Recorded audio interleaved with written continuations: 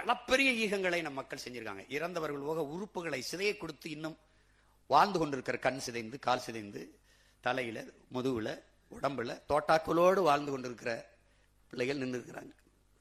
இது எல்லாருடைய தியாகத்தையும் விட மகத்தானது தன் பெற்ற பிள்ளைகளை, பேணி வளர்த்த பிள்ளைகளை தாயக விடுதலைக்கு போய் தலைவனின் கீழே நின்று சண்டை செஞ்சு சாகு செத்துப்போன்னு அனுப்பின பெற்றோர்கள் இருக்காங்கல்ல, அவர்கள் தான் உலகத்திலே தமிழ் பேரினம் போற்றி வணங்கத்தக்க குலதெய்வங்கள்.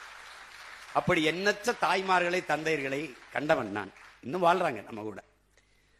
அப்படிப்பட்ட மகத்தான ஒரு மாவீரனை இந்த மண்ணுக்கு கொடுத்த குடும்பம் இங்கே இருக்கு. என் தாய் இருக்காங்க, என் தம்பி இளங்கோ இருக்கா, என் தங்கை, எங்க குழந்தை எல்லாம் இருக்கிறாங்க.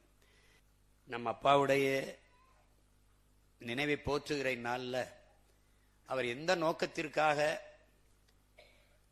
வாழ்வின் இறுதி நொடி வரை உறுதியாக நின்றாரோ, அப்பா மட்டும் இல்ல, அந்த குடும்பமே அர்ப்பணித்து நின்றுச்சு. என் தம்பி, என் மருமகன் எல்லாருமே, என் தங்கை எல்லாருமே இந்த இனத்திற்காக பாடியவர்கள் தான்.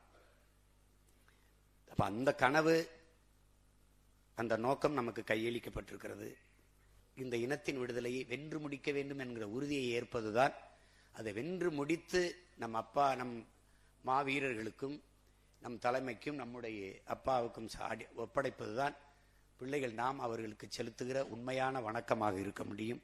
அதற்கு எல்லோரும் தன்னலமற்ற உண்மை நேர்மையாக உறுதியாக களத்திலே நின்று இன விடுதலையின்காக, அதன் வெற்றிக்காக அரும்பாடுவாற்றுவோம் என்கிற உறுதியை ஏற்பதுதான் நம்முடைய அப்பா வீர முரசு, விடுதலை குயில், பாசறை பாணர், மாமனிதர் தேனிசை செல்லப்பா அவர்களுக்கு செலுத்துகிற உண்மையான புகழ் வணக்கமாக இருக்க முடியும்.